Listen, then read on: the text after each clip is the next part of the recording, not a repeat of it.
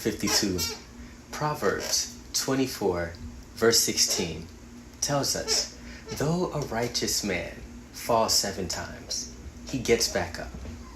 Far too often, we get bad news from the doctor and we feel like quitting. We start that business venture, we make that investment, and it fails, and we want to give up. You must be resilient enough to get up and fight again. Because if you never play the game, there is a 100% chance you will never win. So stand up again, fight again, meditate on the Word of God, and instead of seeing your failures, close your eyes and envision your success. Because defeat is never final until you're dead. If you're still breathing, there's a chance for success.